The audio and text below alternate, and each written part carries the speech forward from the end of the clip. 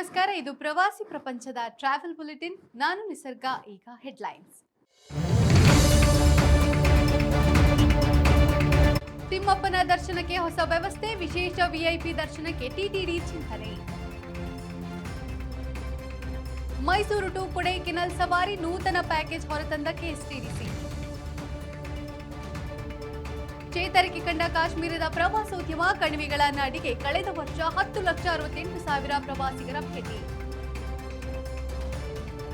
ಪಡ್ಡೆ ಹುಡುಗರ ನಿದ್ದೆಗೆಡಿಸಿದ ಥೈಲ್ಯಾಂಡ್ ಸರ್ಕಾರ, ಇನ್ಮುಂದೆ ಶುಲ್ಕ ಕಟ್ಟಿದರಷ್ಟೇ ಥೈಲ್ಯಾಂಡ್ಗೆ ಪ್ರವೇಶ. ತಿರುಮಲ ತಿರುಪತಿ ದೇವಾಲಯ ಆನ್ಲೈನ್ ಟಿಕೆಟ್ ಬುಕಿಂಗ್ ವ್ಯವಸ್ಥೆ ಪರಿಚಯಿಸಲು ಸಿದ್ಧವಾಗಿದೆ. ಟ್ರಸ್ಟ್ಗೆ 10,000 ಅಥವಾ ಅದಕ್ಕಿಂತ ಹೆಚ್ಚು ದೇಣಿಗೆ ನೀಡುವ ಭಕ್ತರಿಗೆ ವಿಶೇಷ ವಿಐಪಿ ದರ್ಶನ ಕಲ್ಪಿಸಲಾಗುವುದು ಎಂದು ಶ್ರೀವಾಣಿ ಟ್ರಸ್ಟ್ ತಿಳಿಸಿದೆ. ನಿಗದಿತ ದಿನದಂದು ತ್ವರಿತವಾಗಿ ತಿಮ್ಮಪ್ಪನ ದರ್ಶನ ಪಡೆಯಲು ಈ ಅವಕಾಶವನ್ನ ಕಲ್ಪಿಸಲಾಗಿದೆ ಎಂದು ಶ್ರೀವಾಣಿ ತಿಳಿಸಿದೆ. ಈವರೆಗೂ 800 ಟಿಕೆಟ್ಗಳನ್ನು ಮಾತ್ರ ಟ್ರಸ್ಟ್ ಮೂಲಕ ಕೌಂಟರ್ನಲ್ಲಿ ವಿತರಿಸಲಾಗುತ್ತಿತ್ತು. ಈಗ 500 ಟಿಕೆಟ್ಗಳನ್ನು ಆನ್ಲೈನ್ ಮೂಲಕ ಬಿಡುಗಡೆ ಮಾಡಲು ಟ್ರಸ್ಟ್ ಚಿಂತನೆ ನಡೆಸಿದೆ. ಪ್ರತಿದಿನ ಬೆಳಗ್ಗೆ 9 ರಿಂದ ಮಧ್ಯಾಹ್ನ 2 ಗಂಟೆಯವರೆಗೂ ಆನ್ಲೈನ್ ಬುಕಿಂಗ್ ಲಭ್ಯವಿದ್ದು, ಅದೇ ದಿನ ಸಂಜೆ 4 ಗಂಟೆಗೆ ತಿರುಮಲದಲ್ಲಿ ದರ್ಶನಕ್ಕೆ ಹಾಜರಿರುವಂತೆ ಶ್ರೀವಾಣಿ ಟ್ರಸ್ಟ್ ತಿಳಿಸಿದೆ. ಒಟ್ಟಾರೆ ದರ್ಶನ ಸಮಯಗಳನ್ನು ಅಂತಿಮಗೊಳಿಸುವುದಾಗಿ ಟ್ರಸ್ಟ್ ಮಾಹಿತಿ ನೀಡಿದೆ. ಗಿರಿಧಾಮಗಳ ಪ್ರವಾಸ ಬಯಸುವವರಿಗೆ ಕೆಎಸ್ಟಿಡಿಸಿ ಹೊಸ ಪ್ಯಾಕೇಜ್ ಪ್ರವಾಸವನ್ನ ಪರಿಚಯಿಸಿದೆ. ಊಟ, ವಸತಿ, ಪ್ರಯಾಣ, ವಿಹಾರದ ವೆಚ್ಚಗಳೆಲ್ಲವೂ ಕೆಎಸ್ಟಿಡಿಸಿಯ ಈ ಪ್ಯಾಕೇಜ್ ಒಳಗೊಂಡಿದೆ. ಒಟ್ಟು 4 ದಿನಗಳ ಪ್ರವಾಸ ಇದಾಗಿದ್ದು, ಬೆಂಗಳೂರಿನ ಯಶವಂತಪುರ ಬಿಎಂಟಿಸಿ ಬಸ್ ನಿಲ್ದಾಣದ ಕೆಎಸ್ಟಿಡಿಸಿ ಪ್ರವಾಸ ಆರಂಭವಾಗಲಿದೆ. ಬೆಂಗಳೂರಿನ ಯಶವಂತಪುರ ಬಿಎಂಟಿಸಿ ಬಸ್ ನಿಲ್ದಾಣದಿಂದ ಕೆಎಸ್ಟಿಡಿಸಿ ಪ್ರವಾಸ ಆರಂಭವಾಗಲಿದೆ. ವಿಶ್ವ ಪ್ರಸಿದ್ಧ ಮೈಸೂರು, ಊಟಿ, ಕೊಡೈಕೆನಾಲ್, ಗಿರಿಧಾಮಗಳು ಮತ್ತು ಸುತ್ತಮುತ್ತಲಿನ ಪ್ರವಾಸಿ ತಾಣಗಳನ್ನು ಈ ಪ್ಯಾಕೇಜ್ ಮೂಲಕ ಸುತ್ತಾಡಿಕೊಂಡು ಬರಬಹುದು. ಸೋಮವಾರ, ಗುರುವಾರ ಹಾಗೂ ಶನಿವಾರದಂದು ಈ ಪ್ರವಾಸ ಲಭ್ಯವಿದ್ದು, ಕೆಎಸ್ಟಿಡಿಸಿ ವೆಬ್ಸೈಟ್ ಮೂಲಕ ಮುಂಗಡ ಬುಕಿಂಗ್ ಮಾಡಿಕೊಳ್ಳಬಹುದು. ಪಹಲ್ಗಾಮ್ ದಾಳಿಯ ನಂತರ ಕಾಶ್ಮೀರ ಪ್ರವಾಸೋದ್ಯಮ ಸಂಪೂರ್ಣವಾಗಿ ನೆಲಕಚ್ಚಿತ್ತು. ಸದ್ಯ ಕಾಶ್ಮೀರ ಈ ದುರಂತದಿಂದ ಚೇತರಿಸಿಕೊಂಡಿದ್ದು, ಪ್ರವಾಸಿಗರನ್ನ ಮತ್ತೆ ಆಕರ್ಷಿಸ್ತಾ ಇದೆ.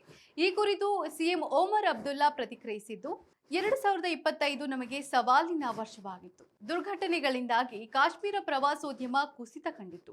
ಆದರೆ ಈಗ ಪ್ರಮುಖ ಪ್ರವಾಸಿ ತಾಣಗಳಲ್ಲಿ ಪ್ರವಾಸಿಗರ ಸಂಖ್ಯೆ ಗಣನೀಯವಾಗಿ ಏರಿಕೆಯಾಗಿರುವುದು ಸಂತಸ ತಂದಿದೆ. ಗುಜರಾತ್, ಮಹಾರಾಷ್ಟ್ರ ಮತ್ತು ಪಶ್ಚಿಮ ಬಂಗಾಳ ರಾಜ್ಯಗಳು ನಮ್ಮ ಪ್ರವಾಸೋದ್ಯಮದ ಪ್ರಬಲ ಮಾರುಕಟ್ಟೆಯಾಗಿದ್ದು, ಈ ನಿಟ್ಟಿನಲ್ಲಿ ಸಾರಿಗೆ ಸಂಪರ್ಕವನ್ನು ಬಲಪಡಿಸಲಾಗ್ತಾ ಇದೆ ಎಂದು ತಿಳಿಸಿದ್ದಾರೆ.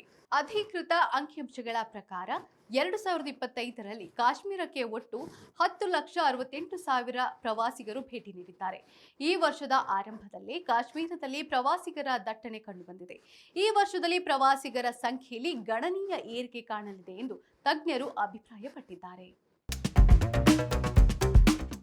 ಬಜೆಟ್ ಫ್ರೆಂಡ್ಲಿ ದೇಶವೆನಿಸಿಕೊಂಡಿರುವ ಥೈಲ್ಯಾಂಡ್ ಪಡ್ಡೆ ಹುಡುಗರ ನೆಚ್ಚಿನ ಹಾಟ್ಸ್ಪಾಟ್.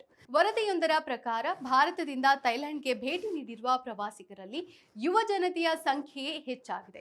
ಆದರೆ ಇದ್ದಕ್ಕಿದ್ದಂತೆ ಥೈಲ್ಯಾಂಡ್ ಸರ್ಕಾರ ವಿದೇಶಿ ಪ್ರವಾಸಿಗರಿಗೆ ಶಾಕ್ ನೀಡಿದೆ. ಇನ್ಮುಂದೆ ಥೈಲ್ಯಾಂಡ್ ಪ್ರವಾಸಕ್ಕೆ ಪ್ರವೇಶ ಶುಲ್ಕ ಪಾವತಿ ಕಡ್ಡಾಯ ಎಂಬುದಾಗಿ ತಿಳಿಸಿದೆ. ಹೆಚ್ಚುತ್ತಿರುವ ಪ್ರವಾಸಿಗರ ಸಂಖ್ಯೆಯನ್ನ ನಿಯಂತ್ರಿಸುವ ಸಲುವಾಗಿ ಹಾಗೂ ಮೂಲಸೌಕರ್ಯದ ಅಭಿವೃದ್ಧಿಗೆ ಒತ್ತು ನೀಡುವ ಸಲುವಾಗಿ ಈ ನಿರ್ಧಾರ ಕೈಗೊಳ್ಳಲಾಗಿದೆ ಎಂದು ಥಾಯ್ ಅಧಿಕಾರಿಗಳು ತಿಳಿಸಿದ್ದಾರೆ. ಇದೇ ಫೆಬ್ರವರಿ 1ರಿಂದಲೇ ಈ ನಿಯಮ ಜಾರಿಗೆ ಬರಲಿದ್ದು, ಇದೇ ವೇಳೆ ವಿದೇಶಿ ಪ್ರವಾಸಿಗರಿಗೆ ಅಪಘಾತ ವಿಮೆ ಮತ್ತು ವೈದ್ಯಕೀಯ ಸೌಲಭ್ಯಗಳನ್ನು ನೀಡಲು ಥೈಲ್ಯಾಂಡ್ ಸರ್ಕಾರ ಚಿಂತನೆ ನಡೆಸಿದೆ.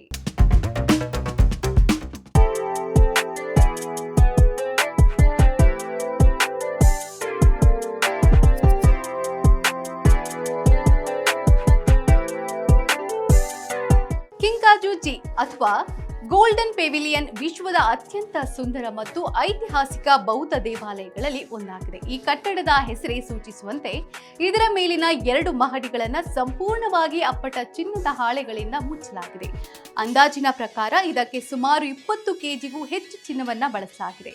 ಈ ಚಿನ್ನವು ಕೇವಲ ಅಲಂಕಾರಕ್ಕಲ್ಲ, ಇದು ಬೌದ್ಧ ಧರ್ಮದ ಪ್ರಕಾರ ಶುದ್ಧೀಕರಣ ಮತ್ತು ಸಾವಿನ ನಂತರದ ಸ್ವರ್ಗದ ಸಂಕೇತವಾಗಿದೆ. ಇದು ನೋಡಲು ಒಂದೇ ಕಟ್ಟಡದಂತೆ ಕಂಡರೂ ಇದರ 3 ಮಹಡಿಗಳನ್ನ 3 ವಿಭಿನ್ನ ವಾಸ್ತುಶಿಲ್ಪ ಶೈಲಿಯಲ್ಲಿ ನಿರ್ಮಿಸಲಾಗಿದೆ. ನಾವು ಈಗ ನೋಡುತ್ತಿರುವ ಕಟ್ಟಡವು ಮೂಲ ಹಳೆಯ ಕಟ್ಟಡವಲ್ಲ. 1950ರಲ್ಲಿ ಅಲ್ಲಿನ ಒಬ್ಬ ಯುವ ಬೌದ್ಧ ಭಿಕ್ಷುವೆ ಇದಕ್ಕೆ ಬೆಂಕಿ ಹಚ್ಚಿ ಸುಟ್ಟು ಹಾಕಿದ್ದ. ನಂತರ ಇದನ್ನ ಯಥಾವತ್ತಾಗಿ ಮರು ನಿರ್ಮಿಸಲಾಯಿತು. ಕಿಂಕಾಕುಜೆ ಯಾವ ದೇಶದ ಯಾವ ನಗರದಲ್ಲಿದೆ? ಈಗ ಕ್ವಿಸ್ ಟೈಮ್. ಇಂದಿನ ಪ್ರಶ್ನೆ, ಕರ್ನಾಟಕದಲ್ಲಿ ಚಾಲುಕ್ಯ ವಾಸ್ತುಶಿಲ್ಪ ಶೈಲಿಯಲ್ಲಿ ನಿರ್ಮಿಸಿರುವ ಯುನೆಸ್ಕೋ ಹೆರಿಟೇಜ್ ಸೈಟ್ ಯಾವುದು?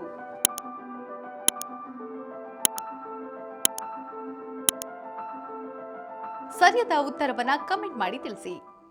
ಇದಾಗಿತ್ತು ಇವತ್ತಿನ ಟ್ರಾವೆಲ್ ಬುಲೆಟಿನ್. ನೋಡ್ತಾ ಇರಿ ಪ್ರವಾಸಿ ಪ್ರಪಂಚ, ವಿಹಾರವೇ ವಿಶ್ವ. ನಮಸ್ಕಾರ. ಪ್ರವಾಸಿ ಪ್ರಪಂಚ.